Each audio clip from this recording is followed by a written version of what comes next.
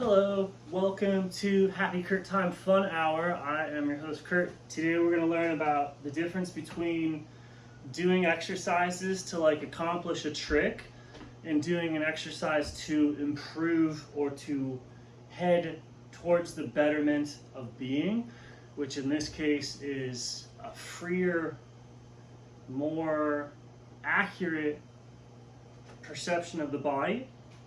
So the main thing that you want to do is that you're surrounded by awareness, you're floating in awareness, you are already resting in being.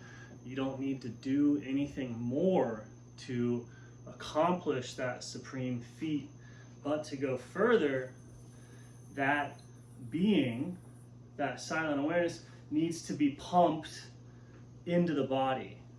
It needs to be pumped into the tissues. And so you're literally trying to drive listening, which is water at first, the most tangible thing that you can grab on here to participate in this process is the fluid in the body, the water. And so you're going to want to drive it deeper into the body. So you're going to have to bring your blood pressure up. You're going to have to press out, right? If you get good at what I'm talking about, you don't have to press out that hard, but you do have to realize how to get your blood pressure up. And if you're not very good at what I'm talking about, all you have to do to accomplish this saturation of your being is to spike your blood pressure. So go do jump rope, do something very basic, get the heart rate up. That increased heart rate, that pressure drives tissue or drives fluid, which is listening. It drives silence into the tissues of the body, and that vitalizes them, and it's good for them, and they grow and they flourish. So people figure this out with like lifting weights. They get a pump, right? Imagine somebody getting a pump with lifting weights, and you'll see that's an example of doing an exercise to drive fluid. So getting a pump when you're lifting weights it's not about the, oh yeah, look at that, I just did a bicep curl, right? I just did a trick. I just did a thing. You're not worried about that. You're like, did the thing cause the pump? You weren't going for a number or a rep or anything else like that. You were trying to get a pump. What's a pump? A pump is forceful saturation of the body, of the tissue. So if you can also, you can be more nuanced with where you drive that pressure, so you can drive it into your nervous system, you can drive it into your brain, you can drive it into your skin. In any one of these cases, that pressure is just going to help saturate the tissue. That pressure is also listening, and that listening is choice, is awareness. And so as you drive the listening into deeper layers of the body, like layers that are not participating in choice through a lack of consciousness, a lack of hydration. So if those things can be brought back to life with chemical water sort of, then you start to be able to move and to think and to make decisions from that deeper layer of being that you acquired, through listening. And so if you just sit, it's really the movement. Anytime that you move, it'll drive. Kind of drives water out. Activity can kind of drive water out. So if there's too much movement, it's really often movements that's pushing the water out, similar to sweat, right? A lot of times activities actually drives this thing out, so it's self-defeating long term. And if you think about exercise is about hydrating internal tissues, but the effort itself, if the pressure's up high enough that it's hydrating internal, you start leaking and losing water as well. Sorry for the tangent. Anyway, so here I'm just going to try and start hydrating my skin. So I'm using the movement to generate fluidic pressure, and then I'm going to drive that fluidic pressure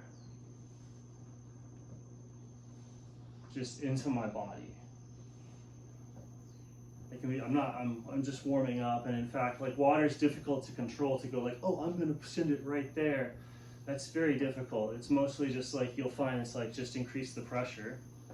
And when you're increasing the pressure, you'll have an experience of uniform systemic effect, right? So if it's a pressure increase, you'll feel a sense of physical unity because Whereas water pressure in the body, water pressure is in all directions, everywhere at once.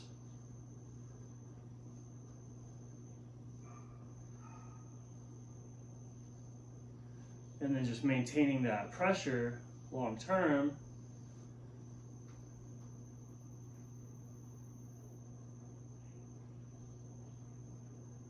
And so some of these postures, I'm getting into postures simply because it's a higher pressure, not to test my balance or anything else. I'm not doing a trick. I'm like, oh, this angle actually generates more pressure, and then I can transfer that to the entire system. Or I can find, like, some postures might, like, oh, the pressure is breaking. I have to find a coherent thing. The posture increased the pressure, but it also has a break, so you lost pressure, right? So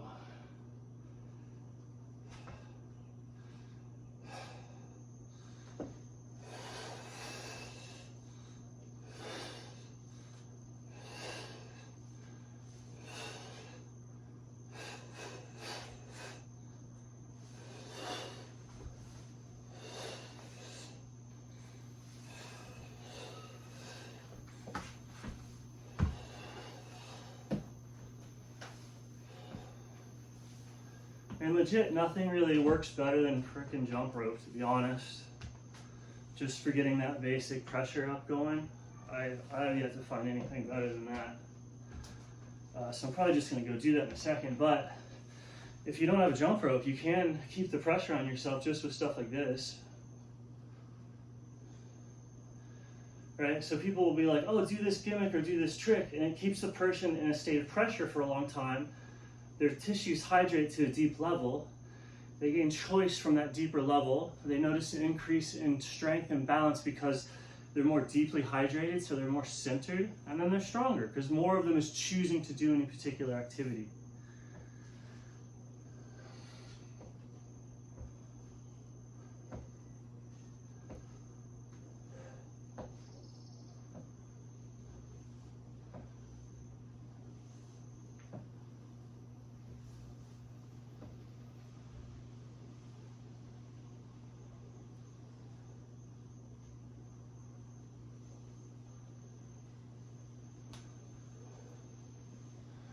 And so I'll just go and say, like I don't know, in terms of the wellness thing, anybody teaching like oh, what's this for, or what's that for?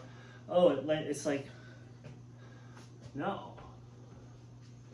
This is like, if there's not, all else things being equal, like depending on, I don't know, whatever, this is just a way to generate pressure. And if I get bored really easy, maybe I have to switch things to like make, to increase the pressure for 20 to 40 minutes. Like maybe I have ADD and I have to do like 10,000 different things in like a whole sequence, and that's the only thing that's going to keep me, going in that zone where my blood pressure is increasing and I'm getting this systemic saturation and at least a maintenance of my health or my choice or my freedom of movement.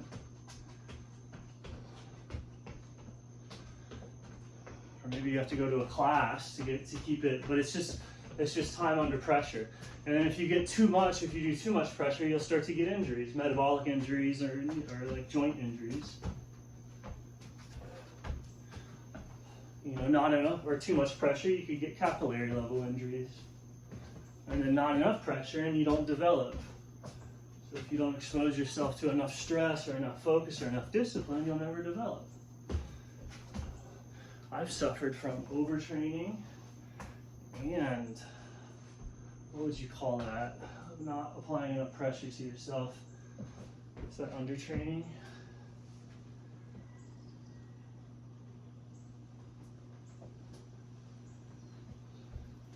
And then it's like you forget this question of like, oh, did I do it right? Because what you're doing is pressurizing.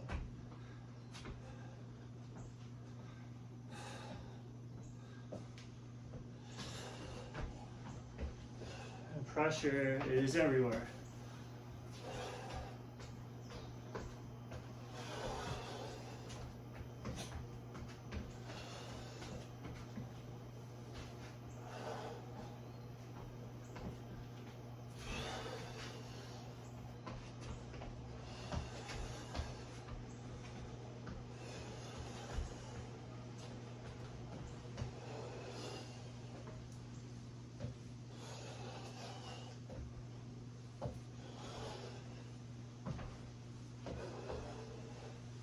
I was going to use the whiteboard, but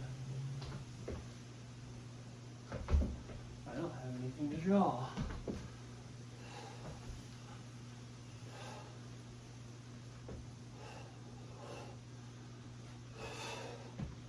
So if you want systemic health, just high blood pressure. And then if you want to work on an area, pressurize the area. Put the area under pressure. Put the area under tension. Put the whole body under pressure. Put the whole body under tension. And voila, your fitness dreams are realized. That's all it takes. Every system out there was literally just a mechanism to try and force your ADD to do something. Okay?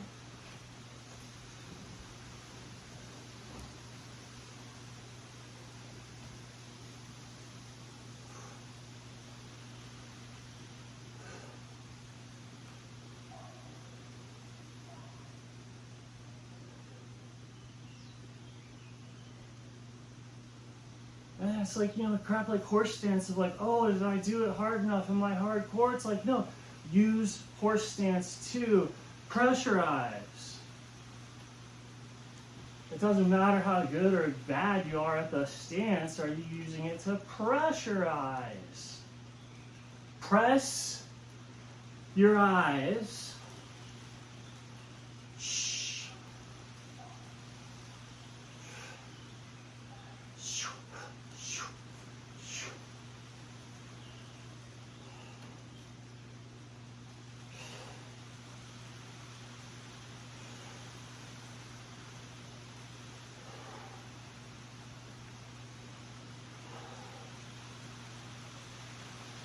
Okay, so this dude goes out and he studies squirrel nut gathering behavior, right?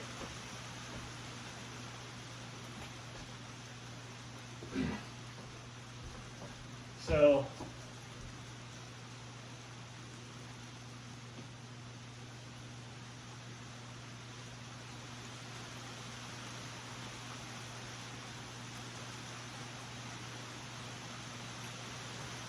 squirrel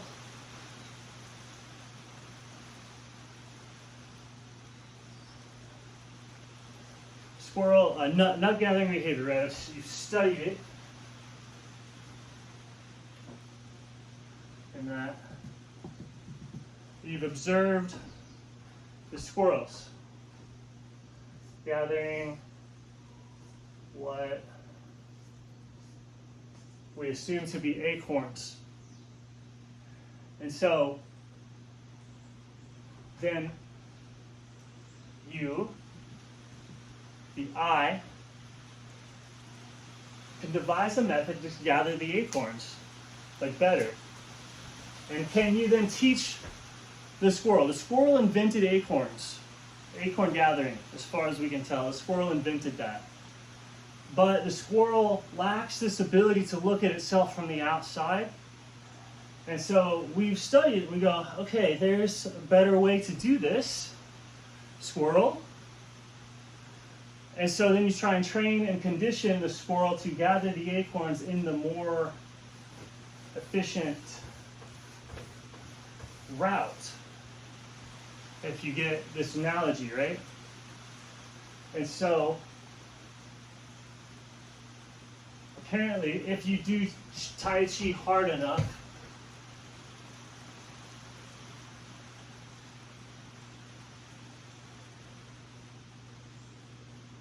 is that a mosquito? What do mosquitoes look like?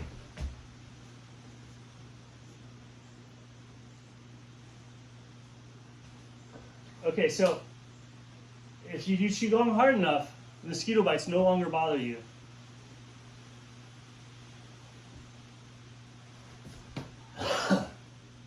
Alright, I guess I should probably go jump rope, right? But you only learn all this like crazy shit when you don't have any friends anymore.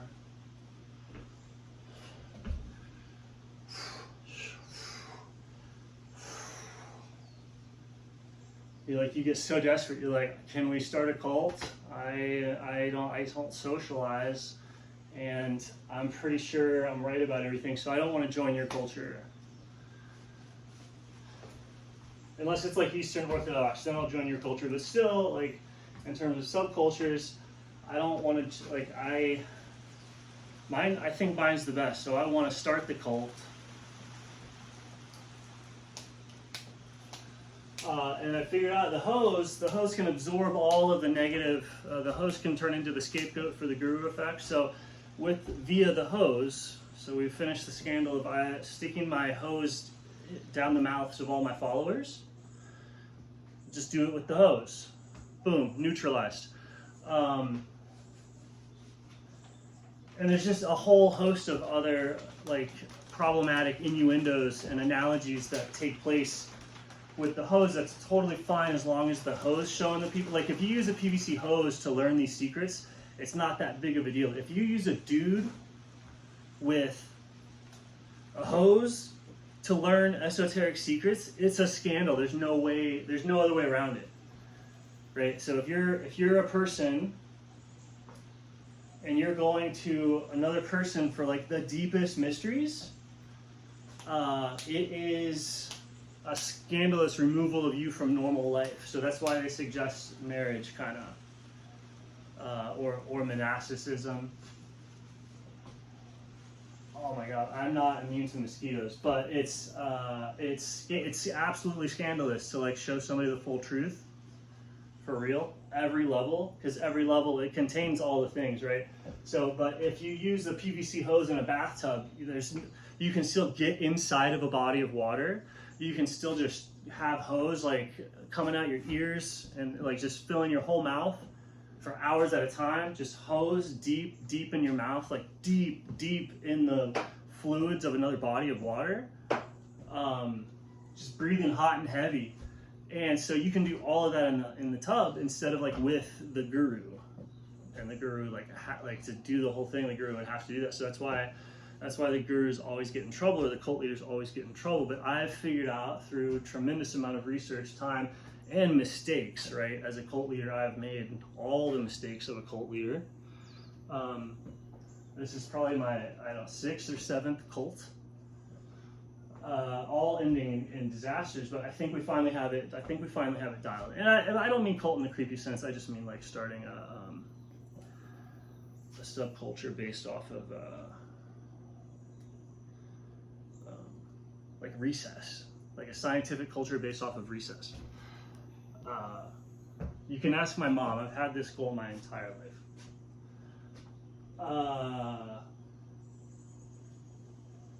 Yeah, it's just to be cool at school, right? A clique. If you have a clique, that's cool, right? Like, and I wasn't ever really in a clique. I was a swimmer. That was cool. But had I not been a swimmer, I bet nobody would have hung out with me. You know, it was like that kind of thing. So.